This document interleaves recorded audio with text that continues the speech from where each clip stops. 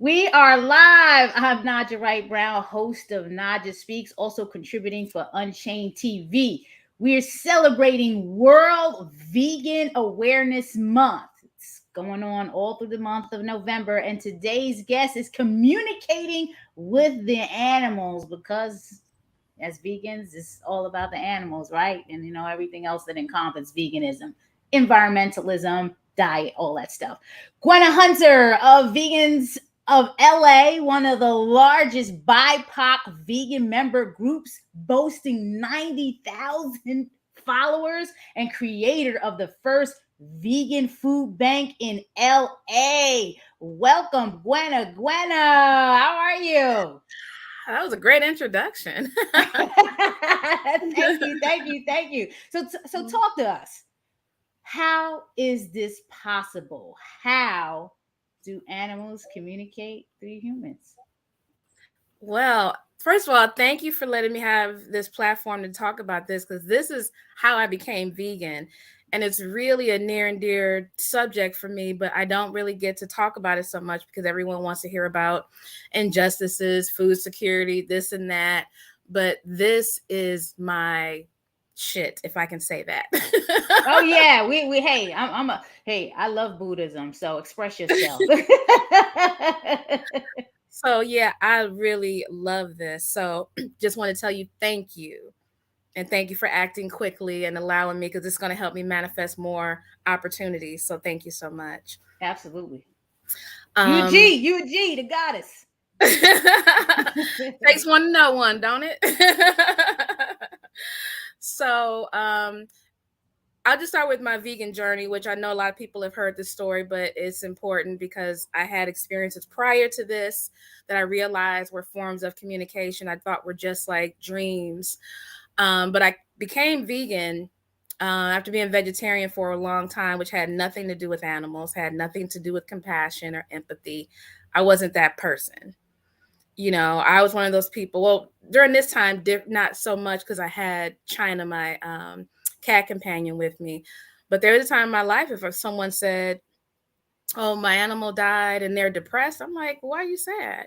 Like I didn't have a connection. Right. And so anyway, I have this dream. In the dream, I'm flying in the sky and I see this really beautiful green pasture.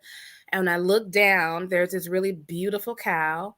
And when she looks up at me, we connect. Something happened between our eyes. There was some type of energetic transfer, or like I went down some type of tunnel or something, but it happened so quickly. And the next thing I know, I possessed the cow's consciousness. And So I do you was, do you think the eyes are the what does that yes. say? The eyes are They the say the path to the eyes are the soul, windows to the the windows. soul. So that's in animals too, Oh my right? God. Yes. They have the same stuff that we have. Actually, I think they were, like I have a cat, my cat companion China, who is like, she's a goddess. Like that's just a goddess in a cat form. But she is intelligent, she evolves, she communicates, she's affectionate. Like she is a whole person just wrapped up in some gray fur with a different form of communication and different urges and things like that. But she is powerful, just like any other goddess on this planet. And anyone with domestic pets would know this or do because I've had pets, all my life, the most of my Okay. life, from living in the projects with my mom and my sister in a two-bedroom, home or apartment, Okay. from when I was on my own and even till now.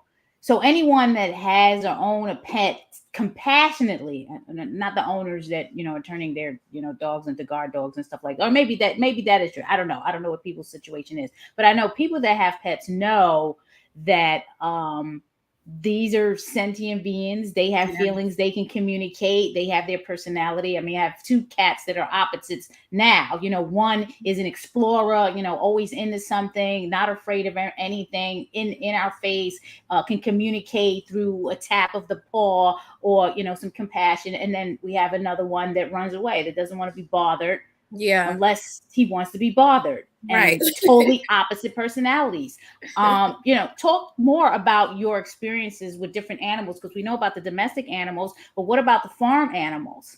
Did you? Yes. Yeah, let's talk So about that. so with the cow, I possess all of her consciousness and memories, and like basically her life slowly and also quickly like flashed before me, but I was it. So I had all this remembrance of like giving birth, love, how I felt about humans, my community. Like I the emotions and the personality was so pure.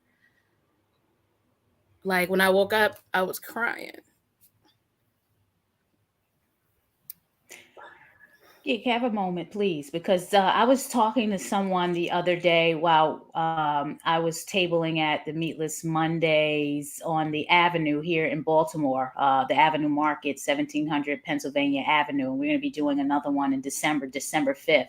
In our community, and I speak to the BIPOC community, because I can only speak to the BIPOC community. I don't know about anybody else's community, but we need to learn more of this Yes. compassion. That's why I say when you come to naijaspeaks.com, we're going to find that vegan soul, because everyone has a vegan soul, a level of compassion. I even go on to say that you can be, a hardcore killer. There is Mhm. a compassion in there. And, That's right. I think starting with just an animal, Yes. seeing them as one. We're all one. So, yes, please have that moment. Thank you. And this is probably why I don't talk about it as much, because I get emotional sometimes. Um, especially when I have my cat with me, because she constantly keeps me in that a state of like, wow, because she's always blowing my mind and doing mind blowing shit that I'm like, what? And so anyhow, with the cow, the love was so pure. And when I woke up from the dream, I was crying because I had always considered myself you know, at that time, definitely a spiritual bougie person. And What does that mean? Okay, wait. See that time out, because now you're trying to bring some up. What does a spiritual bougie person mean? I mean, because I embrace the chakra and energy and numerology, and I listen to Ralph Smart, oh Infinite yeah, I Waters. like wow. Yeah. So what does that mean, spiritual bougie? Could explain that before you I mean, I continue. thought I was up on all my shit, my spiritual shit. Like you couldn't tell me Okay. nothing. I had all these different type of experiences, like spiritual experiences, supernatural experiences. So I was just, not that I felt like that was it. Like I knew there was more evolving to do, but I was feeling myself, So You were getting. He was like, I know something that y'all need to right, step y'all your need to game catch up. up. Y'all Yeah. need to Okay. catch He's up. showing off. Okay. All right. Got it. Got it. At Got that time, I'm it. Mhm. different on that now, but at that time, so my mind was blown. I mean, it was so humbling and so like wow, and I could still feel the physical like love from the cat. Like I felt this tingle on me. And then I started to question, because I'm also a skeptic, because it's like I have to examine it. I don't just accept that. Like, I'm like, okay, this happened because did I eat something weird last night? Like, I started going through that, even though I know better. But I started to question it. And all of a sudden, while I'm awake, I'm not dreaming anymore, I'm wide awake, I'm laying in the bed. And all of a sudden, I feel this really warm feeling like right over my heart. Like, it felt like someone put a heater there, but it wasn't like a regular type of heater. It was like a warmth. I don't have the language for it, but it was just like this loving warmth. And when I put my hand on it, I was like paralyzed with complete peace. Mm. Like, and that's a weak word, peace, to use to describe what I felt, but it was just like this surrendering to this warm light that was loving, trust, like there was nothing to question. It was so safe and beautiful. And I could have, if someone gave me the option, would have been like, you want to just check out of Earth and stay here? I'd have been like, bye, Earth. Like it felt that good. And then it probably lasted for maybe a few seconds. And then I came out of it and I was just like, oh my God, what I felt, what I experienced was real.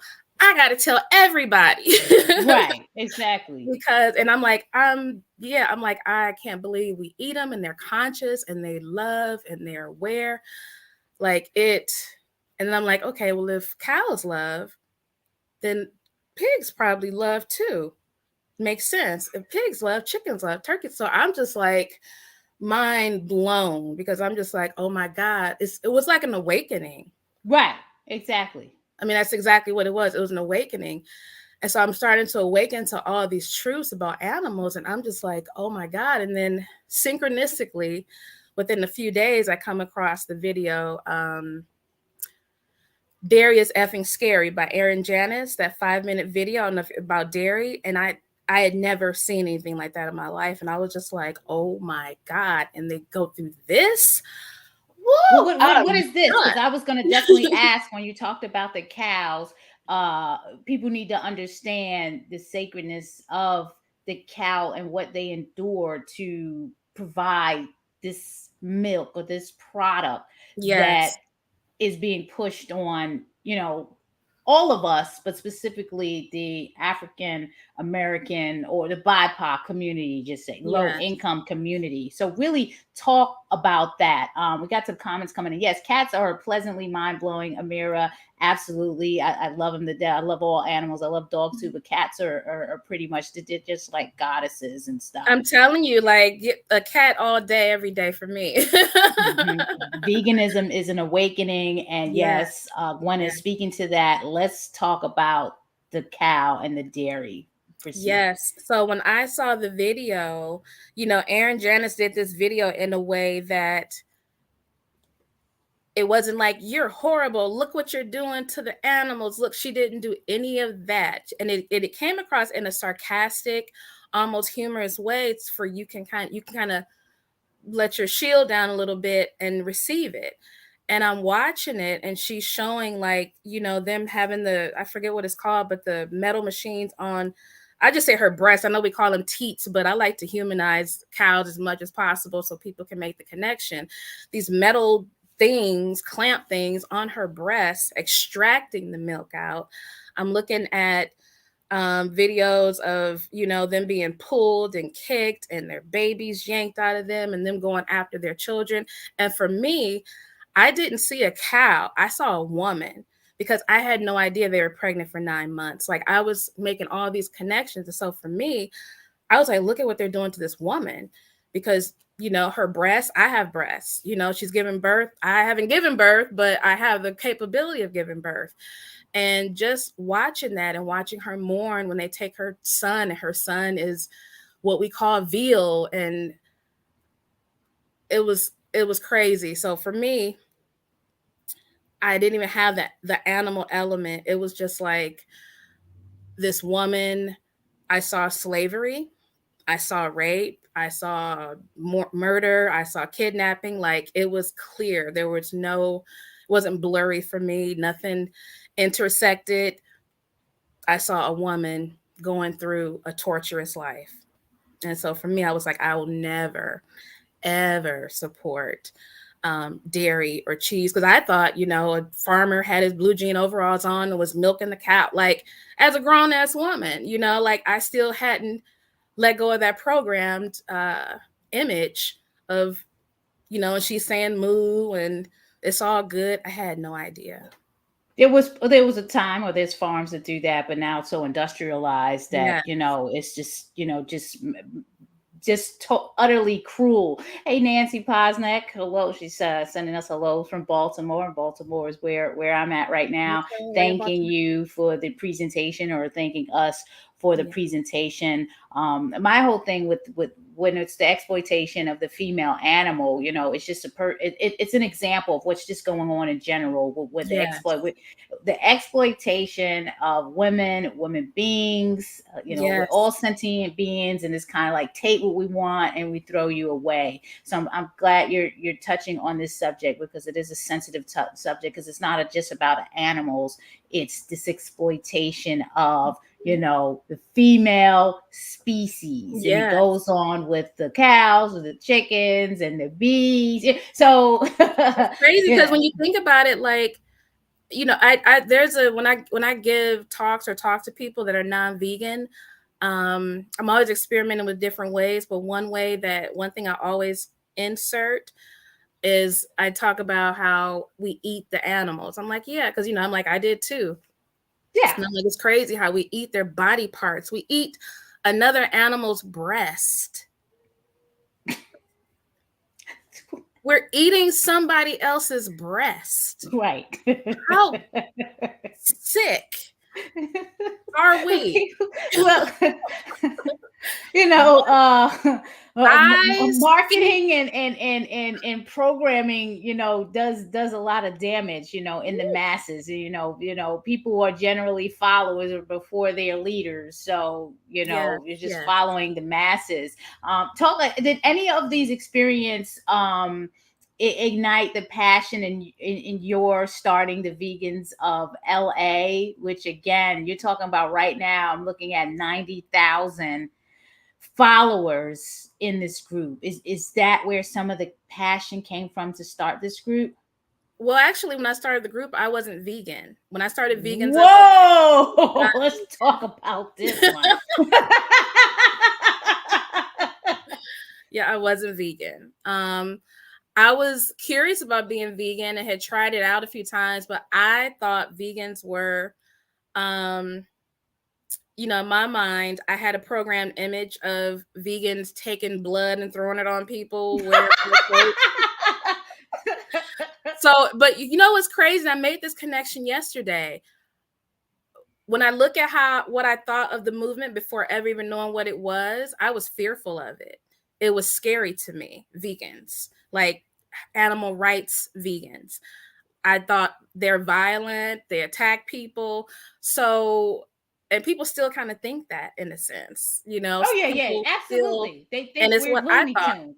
Yeah, and it's what They I were thought because I lunatics. saw videos of, I don't know if it was real blood or paint, but I saw stuff from back in the 80s, animal rights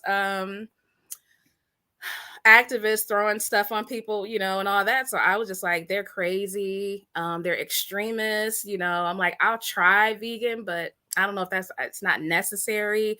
Who cares if you drink milk, eat cheese? Like, what's the big deal? Like, I had no freaking clue. You asked me a question. I forgot what the question was. No, that's fine because I'm looking at the comment. So it doesn't make sense that so-called feminists aren't vegans. Same with so-called environmentalists. It's the research and the education. And I was doing a presentation, or I was attending I was doing a presentation the other day. And this topic comes up all the time, and we have to remember that food is a social thing. It's social, it's personal. And once you start changing your ideology around food, and then in our community, it's fellowship. Think of the Yeah, the church. Once you start changing your ideology around food, and cutting things out, you're kind of yeah, changing your circle of influence, and you're going to change your base of friends. And a lot of people aren't trying to look for new friends. There's a right. lot of people I know that haven't had new friends since elementary school. So this Yeah. is a shift that people have to go through. And because you're showing a documentary, and because we're even having this conversation right here, doesn't mean somebody's going vegan tomorrow. It's just not like It, that. It's a it's not. transition, you know? Yes, it's a transition, and I will say, because I'm judgmental, and I'm also compassionate and patient, and have awareness that people are on their own journey. But I'm not going to act like sometimes I'm just like, come on, Earth, like, let's get it No, together. you But you can't. but to what I think I don't know if it's Amira it's Amira that said about feminists, they haven't. This is just my perspective. I don't have any data on this or anything like that, but I've heard people say you have to get people with logic. The issue sometimes with always using logic is that it's easy to backslide on logic and go back to what you're used to because it's not hitting you in your morals or in your heart.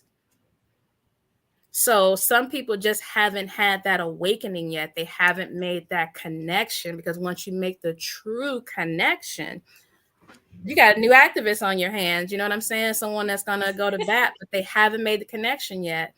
And could we influence the connection? Perhaps, but it's their journey. And I know nobody. Thank you.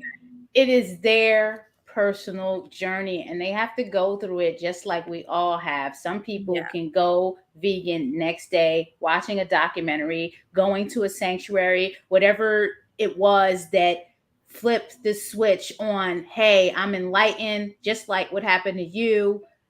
All of us go through it. Me, it was a health scare. I was in my early 30s, and you're talking about I'm going to be on meds if I don't do something about the cholesterol, and I'm holistic. It just doesn't go together. Mm-hmm. I can't do like, oh, Yeah. meds. Like, I'm imagining I'm going to have 20 different pills to take. I'm paranoid. So, we got to do something about this problem. And then it evolves to education around the whole vegan practice. So, everyone has to go on their own journey. So the vegans of LA, you weren't vegan when you started this group. What would you recommend to folks that, well, I don't like animals. I don't like pets. I don't, is there something to say to them to, this, or, should we just say, okay, how do we start with just communicating with animals? Just basic. Yeah. Well, I would say, because there's times where my cat has appeared to me in my dreams to give me a message about something that she was trying to tell me and I just wasn't getting. So I would say these are just little different tools and techniques that I use when I want to experience something, or when I need to go deep into a spiritual abyss about a topic. Is one, first having the desire to even have that experience. So if your desire is to communicate with animals, or I would start with an animal in your home, or an animal, maybe any closest distance that you have to an animal, the more connected, the better. And one, just having the desire. Two, talking to your animal with your actual mouth. Like, I have conversation, like, it's so funny. I feel like she's a teenager now. So she's going through this thing where she goes in the bathtub, and I was looking for her and I peeked in. I was like, hey, you okay? And she, like, almost like she told me, like, Mom, like, give me my privacy. And I'm like, sorry. And I'm like, here I am, like, trying to give her autonomy and her space. But it's like, yeah, we have that type of, like, relationship where it's just like, I try to, like, as consciously as I can, not suppress or oppress her, because I've seen a lot of animal people act very oppressive to their animals, not realizing that they were. But I know that we have to have some form of control, because they just can't, leave and come out and eat as much as they want. Like, we are regulating a lot of things. Right. But I do try to give her autonomy. But my purpose in saying that is treat them equal as much as you can. The more equal that you treat them, the more something will open up with your hearts and with the connection to allow you to have that additional way to communicate when the physical part isn't necessarily enough, or you want to just go deeper. So I will say that start with treating your animal as equal as possible. And even with me saying your animal, like, minus the possession part, like, I try to use her name, China, my animal companion. But in real life, sometimes she's my sister, sometimes she's my daughter, sometimes she's my mother. Right. Hit Vanilla here. This is the one that's outgoing, and she always has to make a debut when I'm here Tail streaming. slaps. Yeah, exactly. But some people may feel that's a nuisance and they're like, hey, get out of here, cat. But it's like, she wants to be known. She knows what's going on. I'm communicating with somebody. She knows something's happening here. Because when nothing is happening and I'm not talking to anybody, she's not here. As soon as the lights go on and I start conversating, she's around. She was like, I want to be in on this conversation. I want them to That's see right. me. You know what I'm saying? And on that note, I'm just going to do a little plug here. You're tuning in to NaijhaSpeaks.com. I'm usually on every Thursday at 11, but this is a special edition featuring Gwenna Hunter, Vegans of LA, founder of Vegans of LA, and creator of the first vegan food bank in Los Angeles. Gwen is just doing some amazing things. So please follow, like, share, and subscribe to NaijhaSpeaks.com. And, the Black Veg Society. I am the executive director of the Black Veg Society. We are meeting people where they are on their holistic health, vegan, and plant-based journey. Please support us at blackvegsociety.org. That's how we make all this stuff happen. We love interviewing activists, advocates, plant-based, lifestyle coaches, all types of people, businesses, institutions in the movement. So please show your love. All right.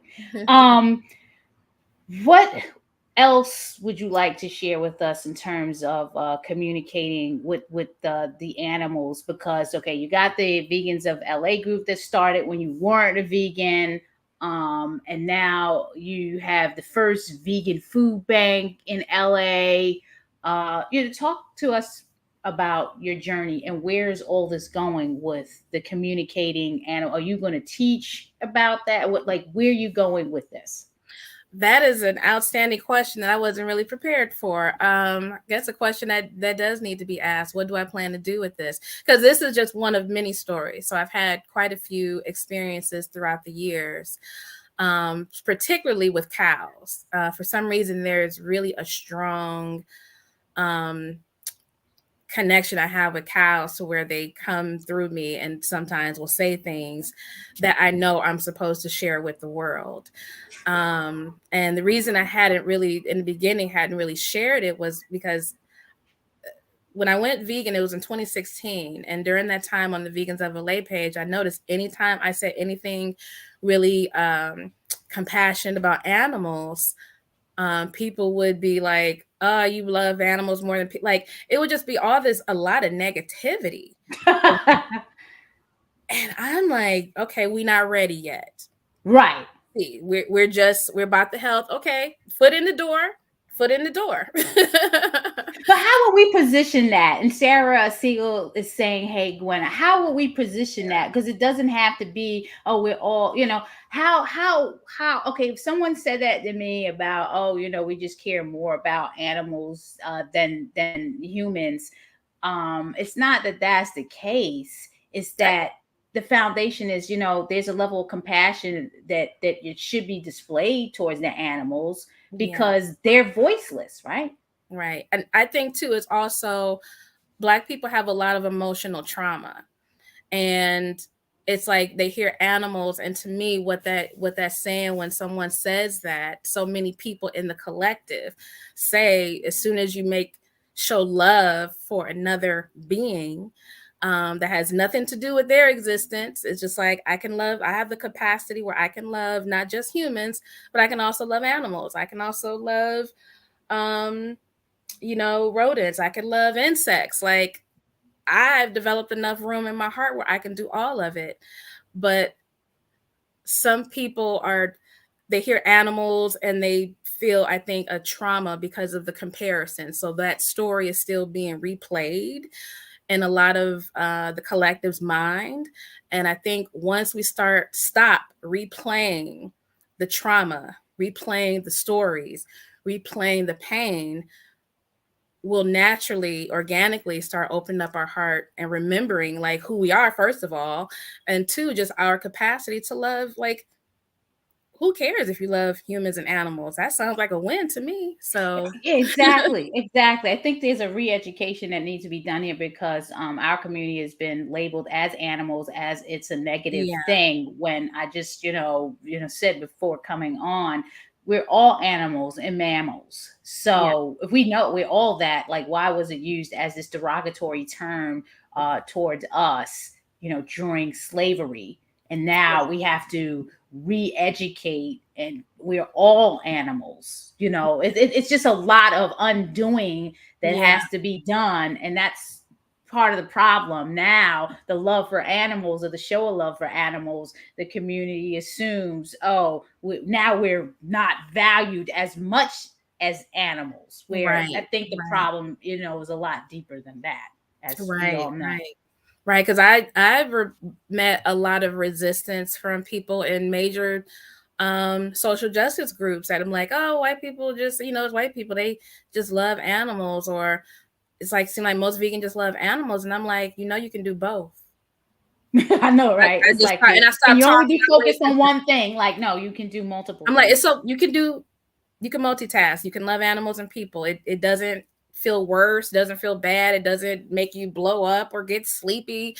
You just love both. Like, it's okay to do that. And I think giving yourself to permission for that, for me, I didn't have to have permission, because it just kind of like pushed right, came right on through. But I think some people have to give themselves permission to like open themselves up spiritually and emotionally, and be like, oh, I can actually love another species, because that's who we are anyway. Like you said, we're the soul. Like, everyone has a vegan soul. I think that's what you were saying. Yes. Because you come here to this planet pure, then you get mucked up. Right. Exactly. But the Exactly. muck can be cleaned off, or, to some degree. It can be reversed, it can be, reprogrammed. So that's my hopes, is to kind of help reprogram people's mind that are probably I'm very good with hippies. I'm very good with people that have experienced emotional trauma, because one of the things I used to ask when I would do these talks, before, I would ask people if they ever experienced suffering. Has anyone ever experienced suffering? And most people will say yes. And then I will say, has anyone ever lost autonomy of their body, of their rights? Has anyone ever been verbally abused, physically abused? And so people are like, yeah, me. And then, without saying, the animals, is when I kind of start talking about how the way we treat their bodies. Because Black people and animals, like, the blueprint for slavery is the blueprint for slavery. I saw the same thing when I watched the cow get beat and kicked, and this taken from her, and the abuse. And I'm like, this is the same blueprint, just being repeated on a different part of the collective. And for me, it was very clear. But some people just don't make that connection, and I'm not gonna act like I don't get frustrated. Right, right. Well, it's exploitation. It's oppression, and just controlling a being that, and then again, it's a voiceless being. It has no voice, so it can't speak up. It can't communicate in ways of whether it's trying to wiggle out or run away, or yell in the way it yelps, for help. I believe, in terms of, if you love an animal, whatever animal it is, that's one sentient being that's going to give you the love back. Yes, Humans, without maybe not so much. grudges, Right, without exactly. you back in 19, like, animals do not. That's what I learned about China. She taught me so much. Like, her emotions are so pure, and we have our moments where we get into it, because she want a fifth can of tuna or something. I'm like, no. And then she's running around zipping and acting up, and we're fussing, and then next thing I know, she's laying on top of me purring. I'm like, hey, I missed you. Exactly. Exactly. But if it was a Just person, we still wouldn't be talking. right. And it's an interesting dynamic, because it's authentic. It's not someone that's out to get you, Yeah, for something. It's an authentic love, and you won't have to worry about betrayal and all this other stuff. So yeah, that's why I think, folks, if you don't like animals, and you're vegan, I mean, because there are vegans out there that don't like animals. yeah. I, And I've hey, heard that. Um, maybe spending a little bit time, and then that's a whole bunch of research that has to be done there too. What is that really about? Or there be folks that are allergic. People are allergic to animals, they can't be close to And some animals. people have. I had animal trauma. Like I remember being chased by a dog, bit by a dog. I seem to have this thing with dogs with a lot of fear. It was the point I don't care if the dog was this big. Mhm. What is that? Get it away from me. Like I wanted nothing to do with dogs. I was terrified of them. I don't care how big or small they were because of my childhood trauma with them. So some people have trauma, past life stuff. That's a whole other conversation. But I know for me, this was another animal experience. I was I don't think it happened yet, but I was on my getting ready to move to Florida. Kept dreaming. I think I had to dream like 5 days in a row of these dogs. And it was like a dog family, and they were like laying in this cloud, and it was the mother, the father, the daughter, and the son, and they were like these pit mixes, and all this love like was just emanating from them onto me in the dream, and I was just like, oh my God, they're so loving. Like I just felt all this love, and I had to dream every day for like 5 days. It never strayed. It was the same exact dream, same dog, same love, and I'm like, what is this dream trying to tell me? So I remember going for a walk and seeing a dog, and usually I would like cross the street, but all of a sudden I felt like I wanted to go up to the dog and touch the dog, and I did. So them visiting me like started healing me from my dog trauma to where I wasn't like, you know, deathly terrified of dogs anymore. I mean, I have moments every once in a while the dog has a weird growl or looks at me funny, but for the most part, like it took most of my fear away. It's an energy thing. I think animals sense energy just like people sense energy. All peoples may not be able to have the same synergy amongst each other like they may other people, but we Yeah. could all, get along, Yeah. on some level. So I think animals are the same. If it's not the vibe for them, it's not the vibe. Yeah. I'd like to have two pets at the same time. That's just me. Like that's my level of compassion, because I know they don't want to see my face every day, and then Mhm. so they're not paranoid about seeing another being of their likeness. So I've always had two of the same pets at a time, two cats, two Okay. dogs. If it was I used to younger, I had mice and rats. So so the only time I had a solo one was when I had a dwarf rabbit, and that's because I had cats. So Oh it yeah, because wasn't they like, go after yeah, the rabbits. Yeah. yeah. So I would keep that one, protected. Sometimes running around the house, with the cats, behind closed Yeah. doors. So I definitely have a love for the animals and the compassion. And during COVID, this pair of cats that we have now, we've had them for a year, were adopted from the SPCA, because Okay. the initial pair that we had when me and my husband first hooked up, one by one, they transitioned on. So it took me a little while to get more pets, Okay. but she was of age 9. So I said, it's been 9 years. She Was wants a that pet. was your cat? The cat, yeah, the two Okay. of them. We got her. That was the second one. We have a tabby. We got the tabby first, and we got her a month after. And this was during COVID. My daughter had just turned 9, and this was Okay. our first time adopting. I had never been through the adoption process, so they're both adopted through SPCA. So we're just lucky to have them. They're just amazing Aw. personalities. Like I said, Yeah. within itself, it's just the communication is deep, is heavy. They know how to Yeah. tell us things, and we kind of we Yes. know these cats, and they definitely know us. It's really interesting, and it's definitely a love that it's just, you can't explain it unless you actually feel it, because each Yes. animal is different. What else would you like to share with us before we close out? Because I know I could talk to you for a long, that you've been doing so many different things. So just let us know how we can connect with you, follow you, anything else that you want to share before we leave out.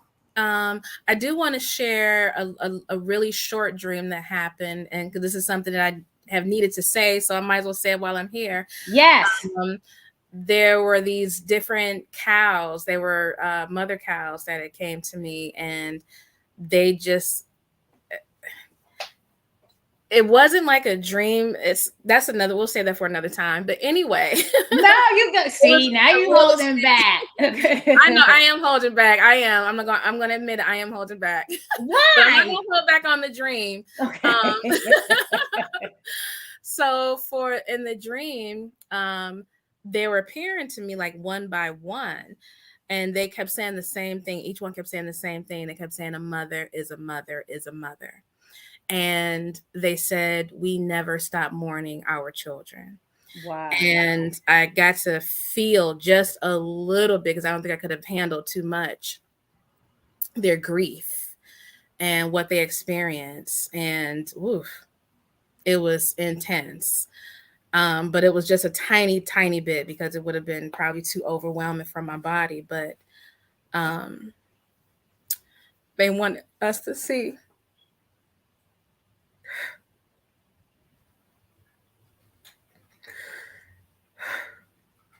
Wanted us to know how much pain it causes them when their children are taken.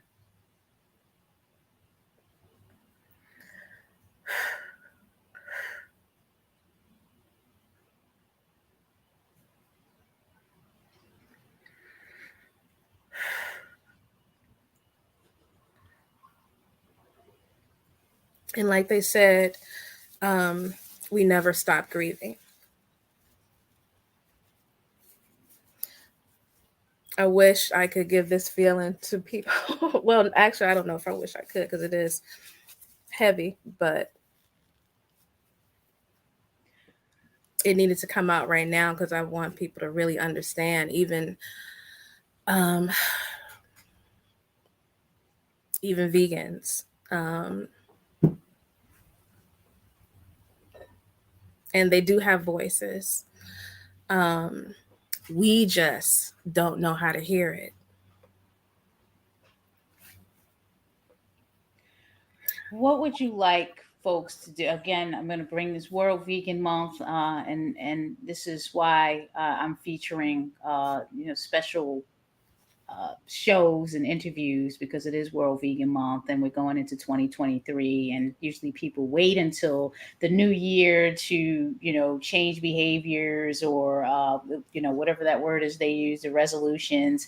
Well, during this month, maybe, this is a time to pledge to maybe visit a sanctuary, maybe, dive a little deeper into educating yourself around the dairy industry and the cruel, practices, or just finding, dipping your toe into finding your vegan soul. I mean, here at Black Veg Society, we can definitely help you do that. We have a ton of people and resources that you can connect with, and right now Gwenna Hunter is one of them. So Gwenna, how else can they connect and follow you to find out more and connect with you more on this topic? What do you want folks to do? What's the call of action? So I'm just like, this year making the decision to have more conversations like this. So I'll be putting out some content soon that I'm editing right now. So I don't know if it's going to be out in the next few weeks or sometime like in December, but you can follow me on Vegans of Los Angeles _ or Gwenna _1 on Instagram. Instagram at Vegans of Los Angeles _. Yes. And then you got at Gwenna 1. Please, I mean, there's someone out there, or some people out there that's listening to this, that's trying to find their vegan soul, don't know how, don't know who to talk to, don't understand it, don't know, how to navigate it. Please connect with Gwenna, and get more of her story, interview her, share, like, and connect with blackvegsociety.org. Go vegan. I would say pledge to continue the month out going vegan. I know the holidays are coming. If you're not vegan and you're tuning in, one day at a time. But, let's go into 2023 thinking more compassionately, understanding that cows are also sentient beings, chickens are sentient being. We're, consuming the egg, which is also a potential child, that's going to be birthed, and compassionate action. So, I thank you for coming on, Gwenna, and sharing your story. I know it was really deeply felt, and I totally understand. At the age of 10, I witnessed some young kids throwing hard snowballs at a dog. It looked like Benji, and this is kind of after I Mm, used to watch Benji, the movie. me too. So, and I had to save the dog, go up against Mm, these bigger boys, and I'm little, oh, young, don't know what I'm doing, but we saved the dog and brought him upstairs home, and took care of the dog. So I totally mm, understand. um and it's a real thing. It's a compassionate thing, and we can love humans and love animals too. We can do that's right. both. So That's I right. appreciate it. So again, thank you for coming on. Let me know if you need anything else, folks. Again, tune in to Naijha Speaks. I'm on live every Thursday, unless it's a pre-recorded broadcast, but please tune in. Subscribe, like, share, comment. Let me know if there's some topics that you'd like us to talk about. We have some topics lined up, for the next few weeks. But if there's something that you want to see, please let us know. And support blackvetsociety.org. This is how we make this and other events and things happen. So go to blackvetsociety.org. Please support us. Tell a friend, tell a friend. And whatever you're doing for the holidays, please be well, be safe, and go vegan, all day, in the morning, on Monday, at night, just, get on that path, get on that journey. And, it all matters. I appreciate you. And thank you again, Gwenna. Have a good one. Thank you.